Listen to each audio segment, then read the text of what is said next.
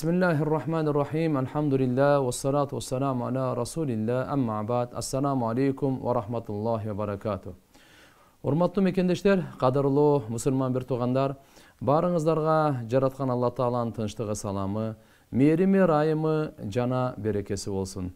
Жараткан Алла Таала барыбызга пайдалуу билим берсин, кабыл болгон амал берсин, кең ырыскы жана бардык оорулардан шыпа берсин.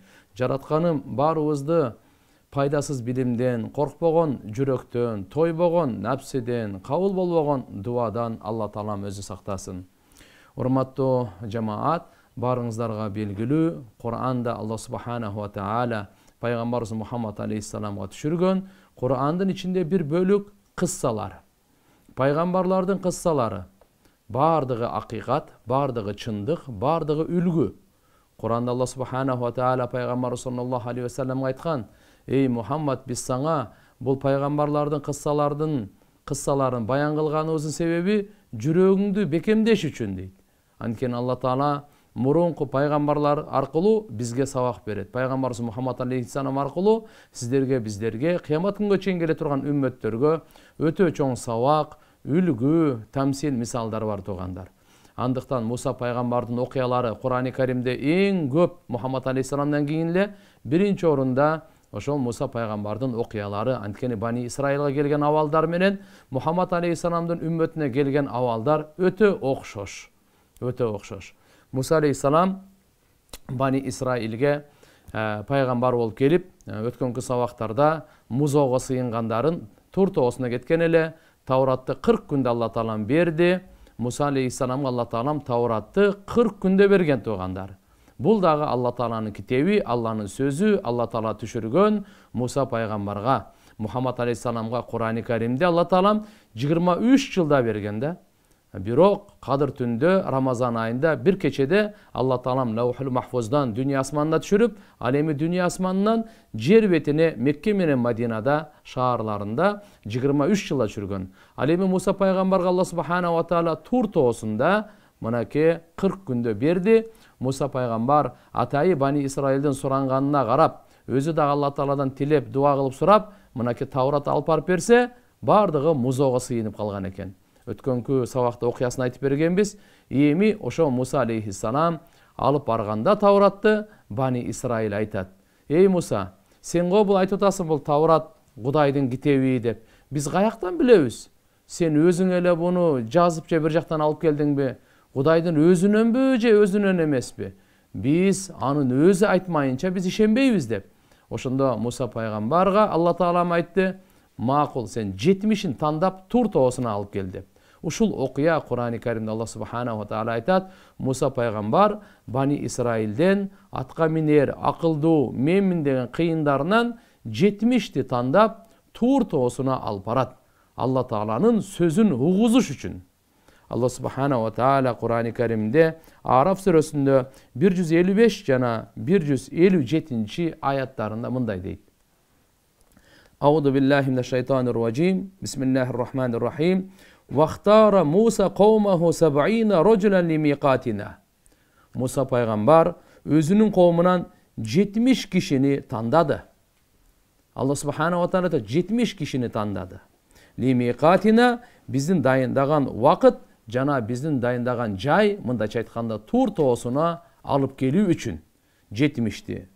فلما أخذتهم الرجفة قال رب لو شئت أهلكتهم من قبل وإياي أتهلكنا بما فعل السفهاء منا إن هي إلا فتنتك تضل بها من تشاء وتهدي من تشاء أنت ولينا فاغفر لنا وارحمنا وأنت خير الغافرين. صدق الله العلي العظيم.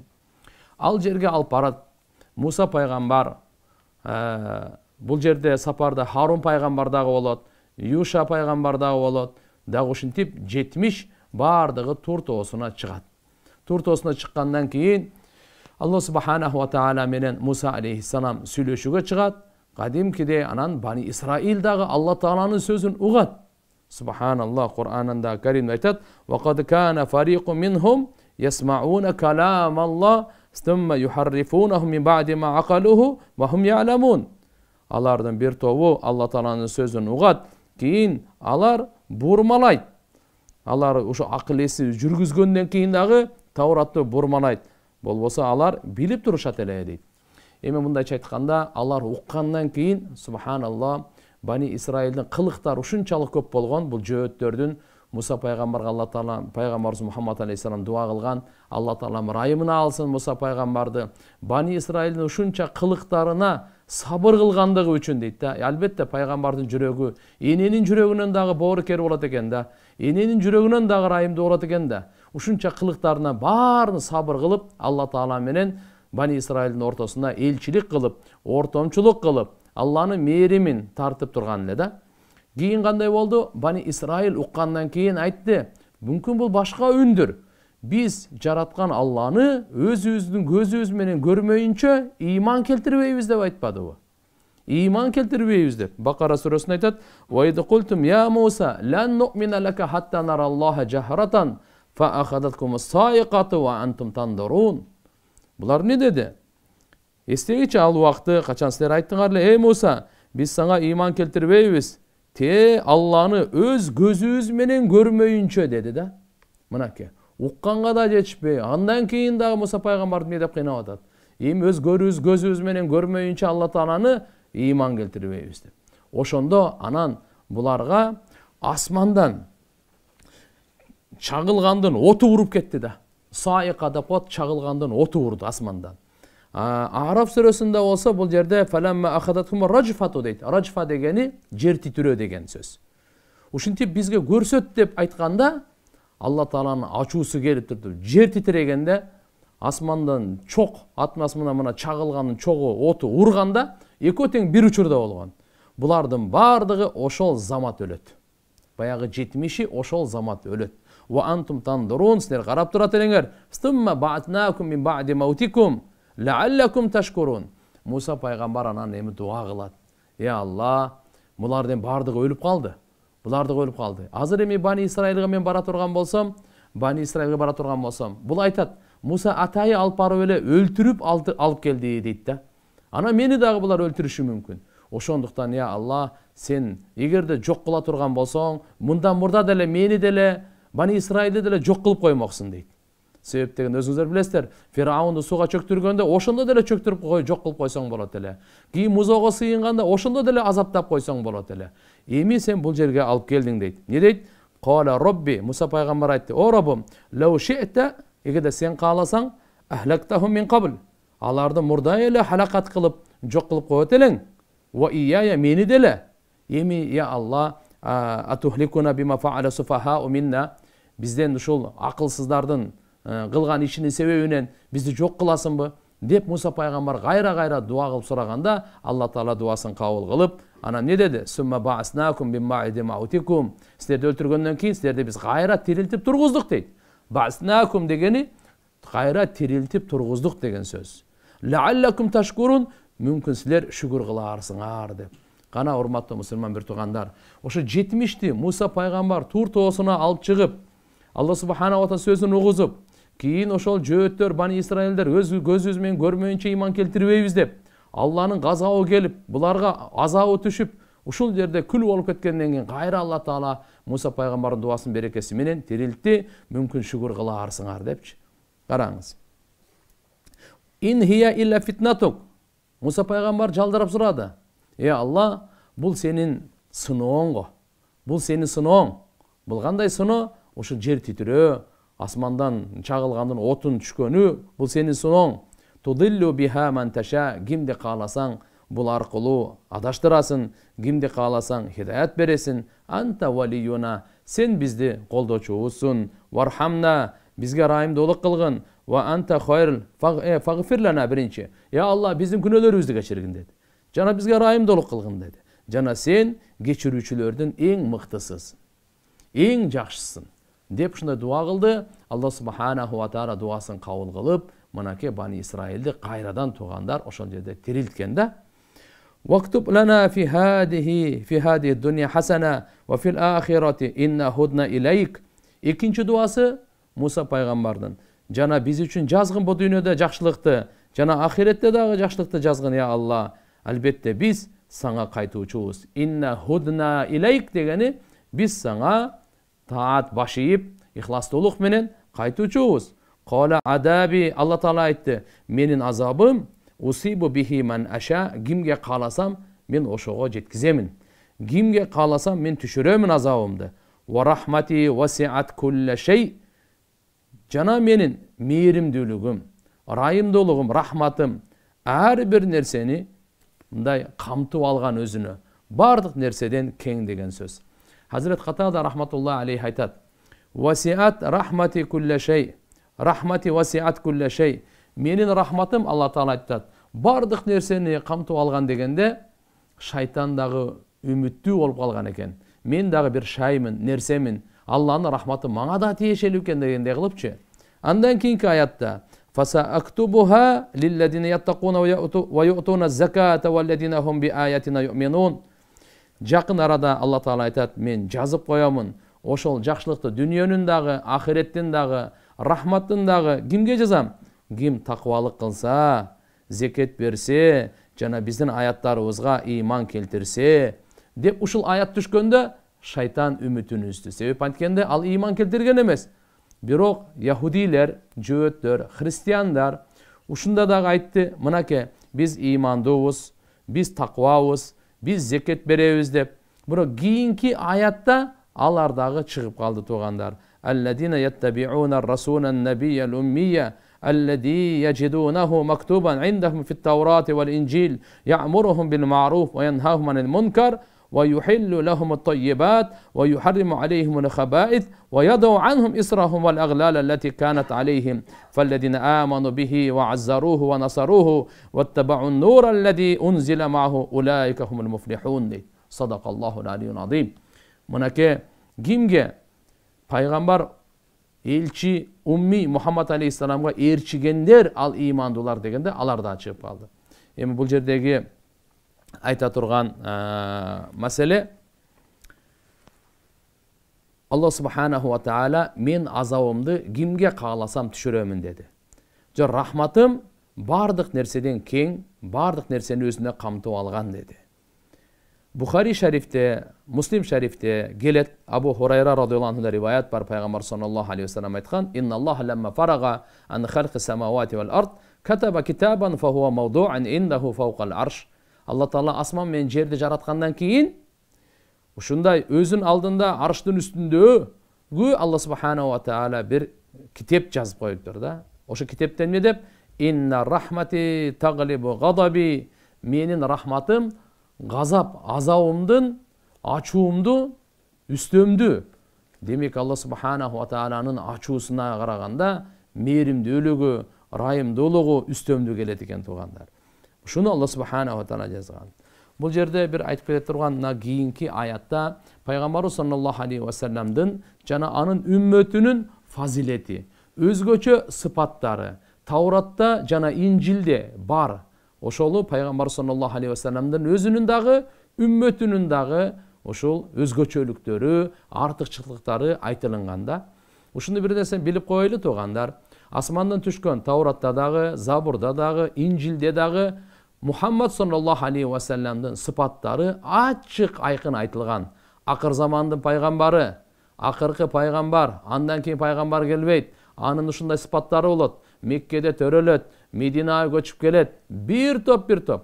Albatta Tavrat, Zaburdu burmalap Peygamber sallallahu aleyhi ve sellem'nin sıfatların azaytkanга, çizip salganга, alıp salganга köptөгөн жөөттөрдө христиандарда аракет кылышкан. Ошондой болсо дагы бурмаланган китептеринде бүгүнкү күнгө чейин Muhammed aleyhisselam'нын sıfattары табылат туугандар. Бул дагы алхамдулилля Алла Тааланын ушундай бир керемети. Эмне үчүн Таврат жана Забурда, Инжилде айтып атат? Забурда айткан жок десе, жөөттөр Забурду мындайча айтканда кабыл албайт эле, признавать этпейт эле. Tavrat менен Инжилде кабыл алгандыктан мына Кур'ан-ы Каримде Алла субханаху ва таала бул экөөнү айтып атат да. Кайсынысын? Фит Таврат вал Инжил. Алар болсо ошо ыйман келтиргендер, угуп алайлы. Ыйман келтиргендер. Ар-Расул, Пайгамбар саллаллаху алейхи ва салламдын биринчи лакабы Расул, пайгамбар, элчи.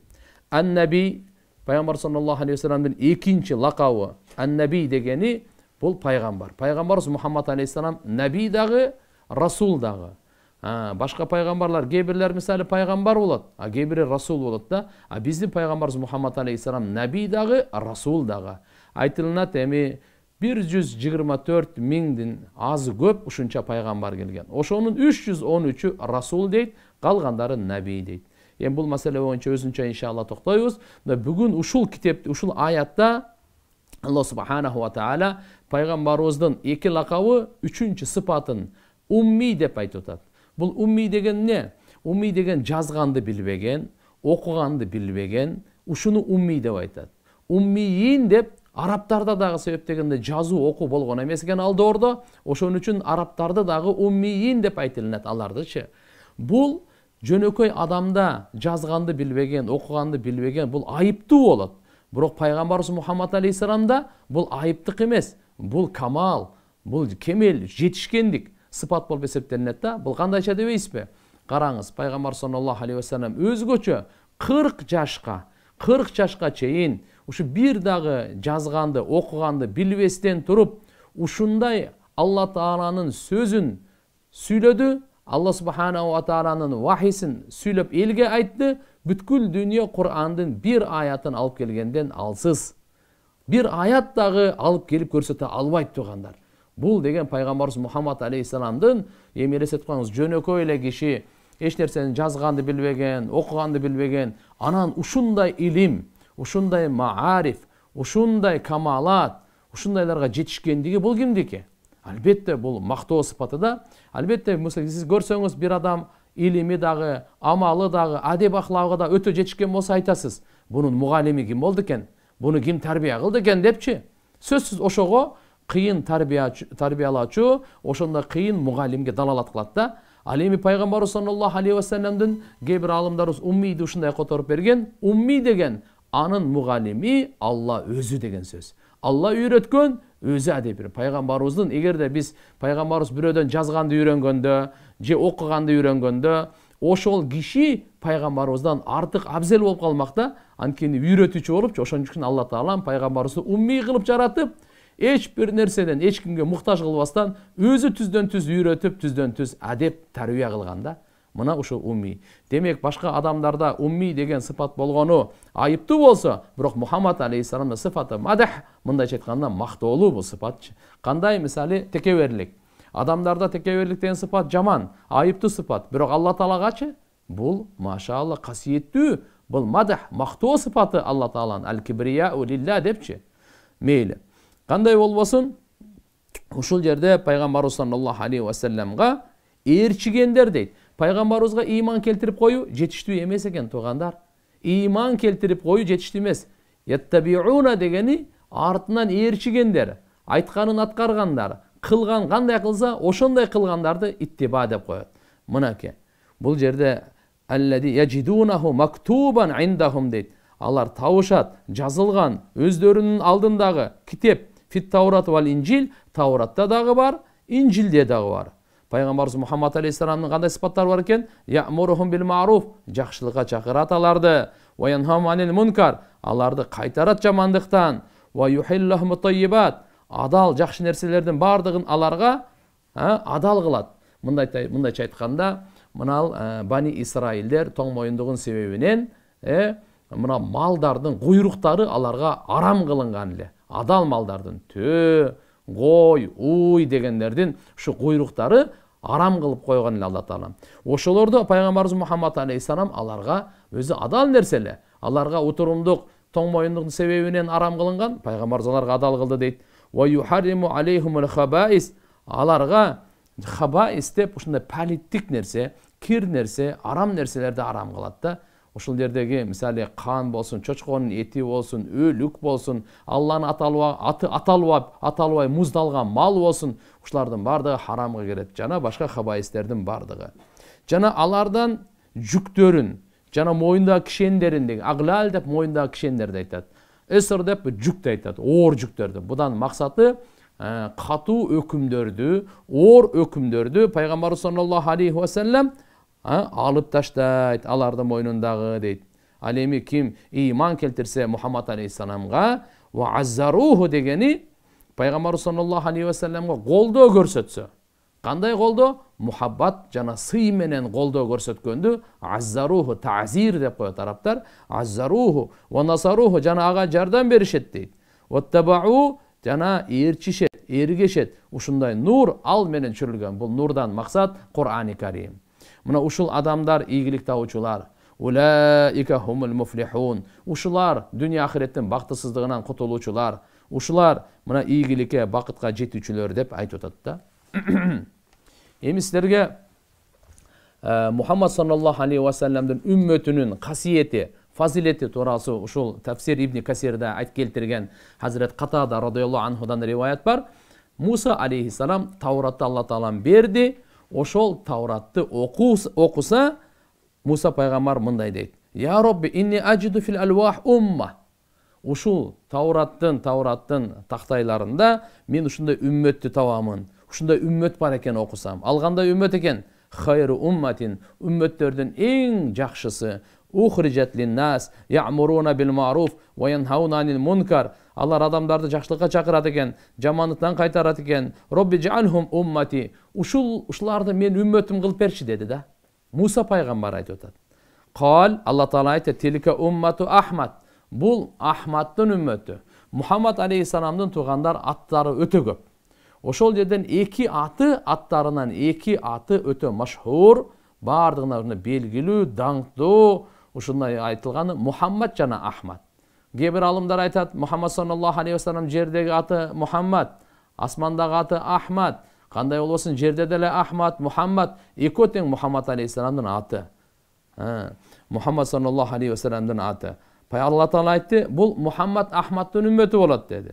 Муса алейхиссалам айтат: "Я Алла, ушундай үммөтү таптым. Хумул ахирун на фил халq ва сабиқун фи духулил жанна."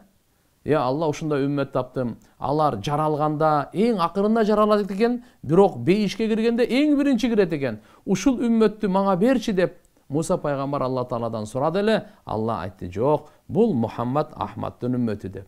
Андан кийин Тауратта жазылыптыр: "Умматун анажилухум фи судурихим яqra'unaha ва кана мин qablihim yaqra'una kitabahum nadaran hatta idha rafa'uha lam yahfazu shay'an wa lam ya'rifuhu" дейт.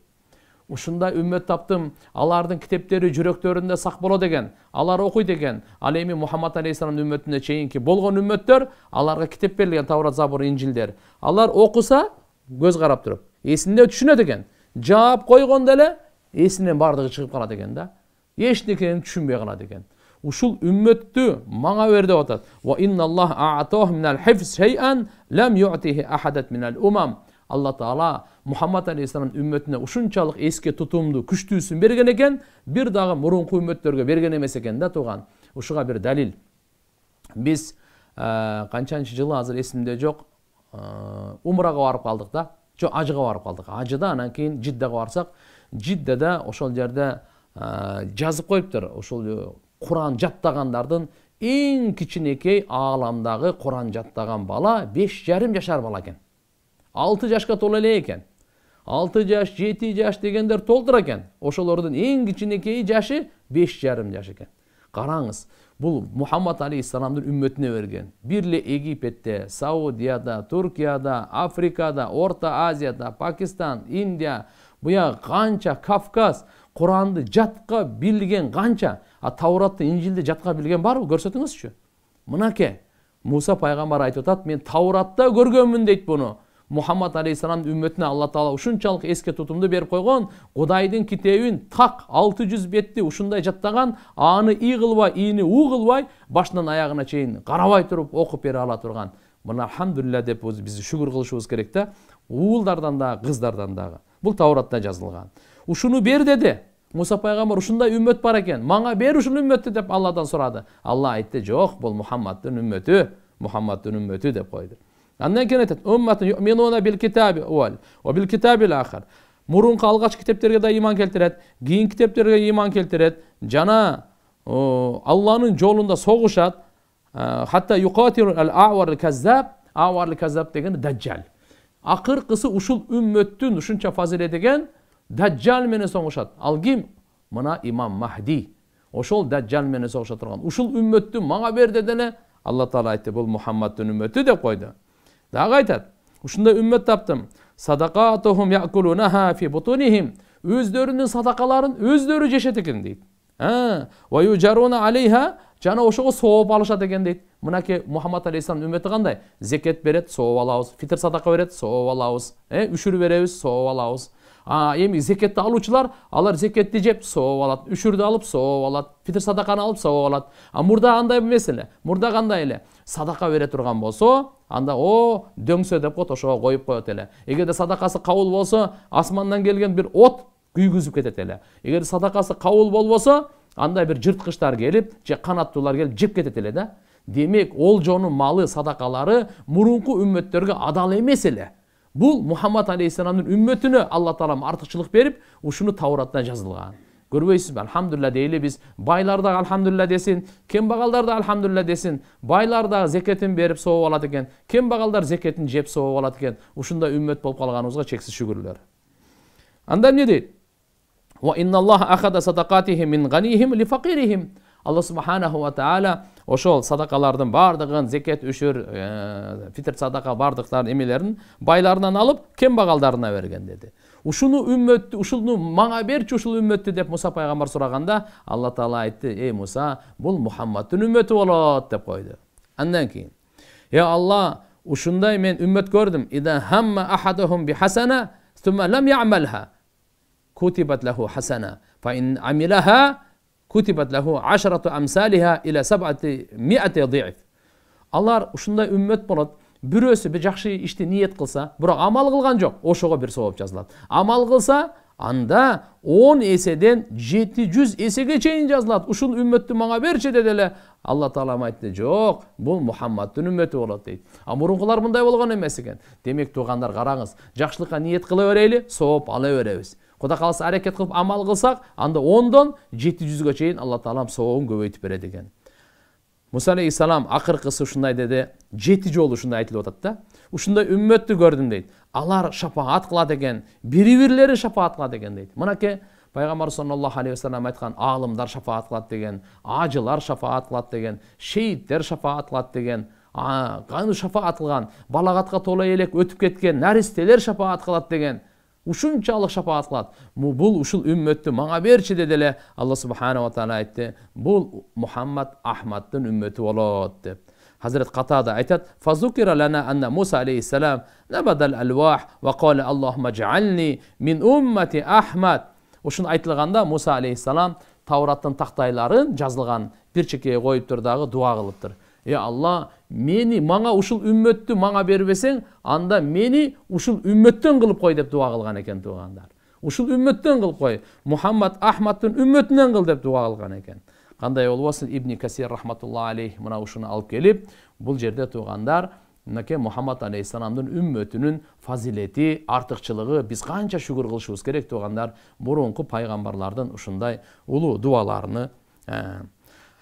Так. Муса алейхиссалам Тауратында дагы Ибн Хиббан келтирет, Муса алейхиссалам Алла Тааладан 7 нерсе сураган экен. 6-ны айтып, 7-син айткысы келген эмес дейт. Бул риваят Абу Хурайрадан келет. Пайгамбар саллаллаху алейхи вассалам айткан: "Саала Муса Раббаху азза ва жал ан 6 хисал, кана ядун аннаха лаху халиса, ва саби лам якун Муса юхиббуха" дейт.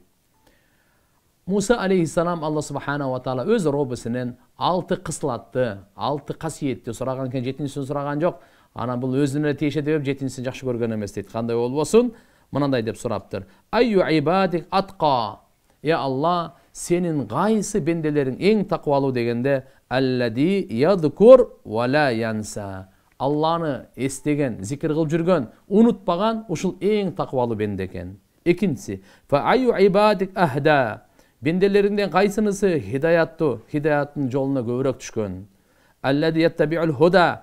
Хидаяттын жолуна ээрчиген ошол болот деди. Фа айю ибадик ахкам.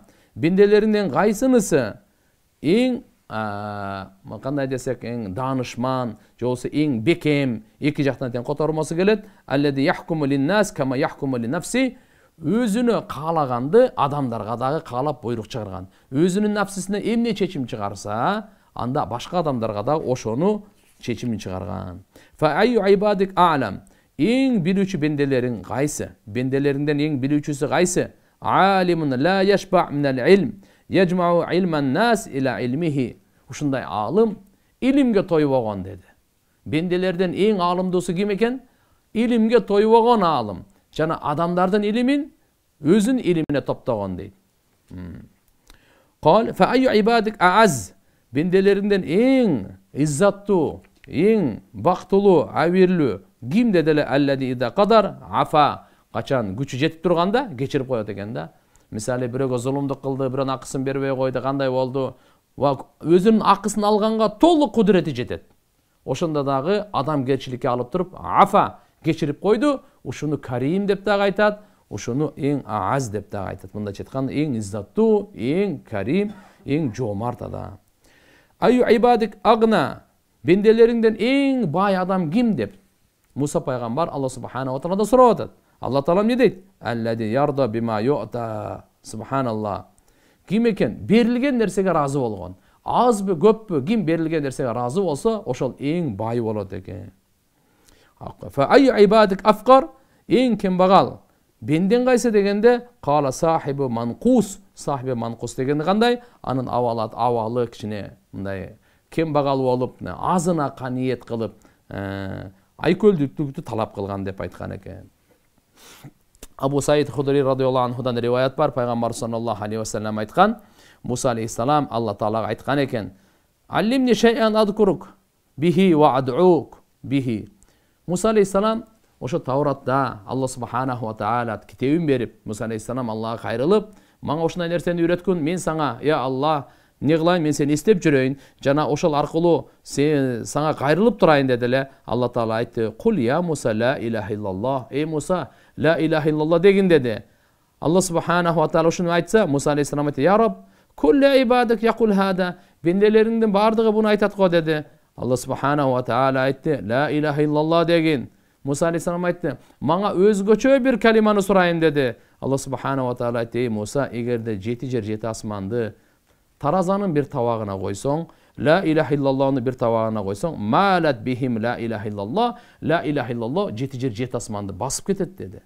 Мына урматтуу агайын мусулман бир туугандар, жараткан Алла субханаху ва таала сиздерди биздерди Мухаммад алейхиссаламдын үммөтүнөн ушундай кылып койгонуна биз чексиз шүгүрлөрдү кылышыбыз керек. Ушуга да мен сиздерге бир кошумча бир маселелерди айта кетейин. Бул Далаили Набувада Байхақидин риваятында Анас разияллаху анхудан келет. Бир жаш бала жөөт пайгамбар саллаллаху алейхи ва салламга дайыма кызмат кылат эле. Эми ушундай тагдыр болуп калды, ооруп калат. Пайгамбарыбыз ага ушул зиярат кылып коеюн деп барганда атасы жанында отурат экен. Пайгамбар саллаллаху алейхи ва саллам аны көрүп туруп, анан кийин айтат, мындай дейт: "Эй жөөттөр, мен Алланын атын айтып ант менен айтайын, силерден сурайын. Муса пайгамбарга түшкөн Таурат, ошону дагы антка ортого алып сурайын. Мен тууралуу Тауратта айтылганбы? Сыпаттар, мен тууралуу абалымдар ушундай барбы?" деди эле. Ал атасы айтат: "Жок" дейт. Баласы айтат: "Я Расулалла, атам алдап атат" дейт. Тауратта сиз тууралуу айтылган, сиздин сыпаттарыңыз бардыгы айтылынат. Мен күбөлүк берем, сизден башка, Алладан башка сыйынганга ылайыктуу зат жок, жана сиз Алланын элчисисиз" депчи. Пайгамбар саллаллаху алейхи ва саллям сахабаларга өкүм берди. Мына бул эми мусулман болду деп. Бул мусулман болду. Бул өткөндөн кийин мусулмандардын көрүстөнүнө алып барып койгула, атасына тапшырбагыла деп. Дагы бир жерде пайгамбар саллаллаху алейхи ва саллям барганда пайгамбарыбыздын күнияты Абул Касым деп, Касымдын атасы деп, Касым деген уулу болгон, ошон үчүн Абул Касым деп коет эле. Пайгамбарыбыз барып, карап ушунчалык мээримдүү, ошо бала зияратка барып, атасы дагы турат эле. Анан кийин атасын карайт, жөөт болчу, атасын карайт, бир пайгамбарыбызды карайт. Пайгамбарыбыздын сөзүнөн чыга албайт. Анан аты Абул Касым баласына айтты, Абул Касымдын сөзүн айта бер деди. Баласы ла илаха иллаллах, ашаду ла илаха иллаллах ва ашаду анна Мухаммадан абдуху ва расулу деп дүнүйөдөн жан берген. Булардын айтып атканым, жөөттөрдө алхамдулилlah канчасы деген пайгамбарыбыздын доорунда иман келтиришкен. Пайгамбарыбыздын алдына келет эле, сурайт эле. Зилкарнайын боюнча сурайт эле, Яжуж Мажуж боюнча сурайт эле, Рух боюнча сурайт эле, көптөгөн суроолор бар эле. Пайгамбарыбыз жооп берет эле, бирок алар бардыгы чын туура, биз ыйман келтире албайбыз. Себеби ыйман келтирсек артыбызда башкалар өлтүрүп коет деп коркот эле. Эми Таураттагы сиздерге бир аз айтып берейин. Пайгамбар саллаллаху алейхи вассалам тууралуу эмне деп жазылган? Мухаммад Алланын пайгамбары, тандаганы, бул орой дагы эмес, корс дагы эмес, бекер сөзү сүйлөбөйт, базарда ызычы кылбаган, жамандыкты жамандык менен кайтарбаган, балким кечирип койгон. Пайгамбар Меккеде төрөлгөн, Тойиба, Мадина хижрат кылган, Шам мамлекетинде өкүмү жүргөн, үммөтүнүн аты Хаммадин. Мындайча айтканда, кыйынчылыкта дагы, жыргалдыкта дагы эки абалда тең Аллага мактоо айткан. Жогору чыгып кетатканда такбир, Аллаху акбар деп айтышкан. Ал эми күндү карап, көлөкөсүн, мындайча айтканда, күндү карап намаз окушкан. Убакыт мисалы түш оду, пешимде окуйт. Бир аздан кийин асыр, күн баткандан кийин шам дегендей, күн чыкканга чейин багымдат дегендей. Ушунун бардыгы Тауратта жазылыптыр. Жана өздөрүнүн дайыма даарат алып жүрүшөт. Азан менен мына асманды жаңыртып азан айтышкандар, согушта сап-сап болуп намазга турганда сап-сап тургандар, түндөсү Кур'ан-ы Карим окуп зикир кылгандар.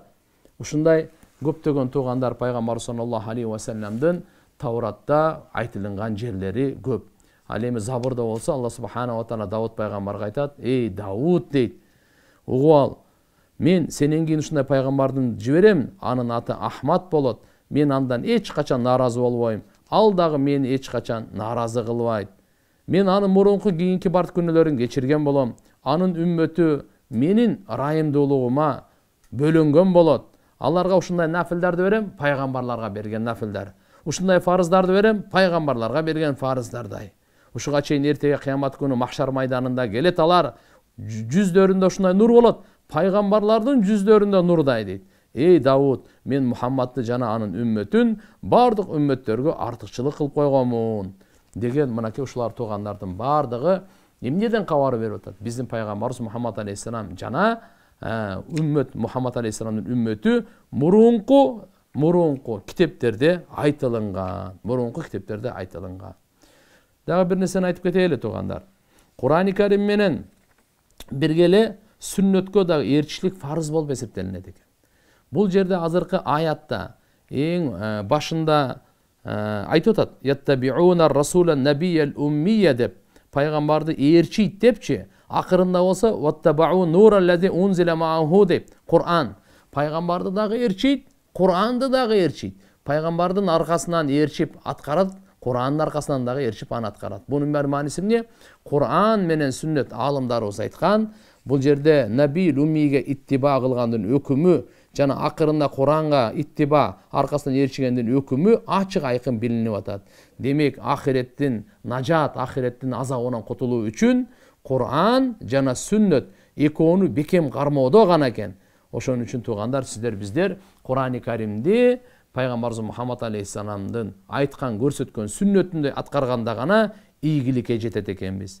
Бирок пайгамбарыбыз Мухаммад алейхиссаламга иттиба кылганда сөзсүз адеп, сый, урмат, мухаббат дагы фарыз болот экен. Мындай да, азыр мисалы бир бийликтин же болбосо бир өкүмдарлардын өкүмүн аткарганда мүмкүн жакпай, мүмкүн сыйлабай, бирок аргасыз коркуп аткарышы мүмкүн да. Жок, пайгамбарыбыз Мухаммад алейхиссаламдын сүннөтүн аткарганда биз сүйүп, аны сыйлап, Аллахтан мухаббат кылып, ушундай сүйүнүп аткарышыбыз керек экен да. Мына ошон үчүн аззаруху ва насаруху деп мына эки сөздүн ортосунда айтып кетип атат да. Демек, пайгамбар саллаллаху алейхи вассаламга колдоо көрсөтүү мухаббат менен жана сый менен. Албетте адеби менен дагы болуш керек. Хазрет Сахл ибн Абдулла ушул аяттын маанисинде айтат, пайгамбар саллаллаху алейхи вассаламга ушул аят түшкөндө биз унчукпай ушул пайгамбарыбыздын алдында катуу сүйлөбөй, акырын сүйлөп калдык. Анткени Алла Таала пайгамбарыбыздын алдында үнүңөрдү бийик көтөрбөгүлө, бири-бириңерге бийик көтөрүп сүйлөгөндөй. Пайгамбарыбыз чакырганда силер бири-бириңерди чакыргандай чакырбагыла деп. Ошон үчүн пайгамбарыбызга кээде сахабалар тырмагы менен эшикти такылдатат эле дейт. Тырмагы менен. Ушул катуу болуп калбасын, адепсиздик болуп Алла Таала нааразы болуп калбасын депчи. Ушул убактан ушунчалык сахабалар пайгамбарыбызды сыйлагандыктан Алла Таалам аларга илимди дагы, ушундай улуу касиетти дагы бакытты дагы ачып беришти. Жараткан Алла Таала баарыбызга амал кылганга, туура түшүнгөнгө, башкаларга жеткиргенге тоофик берсин.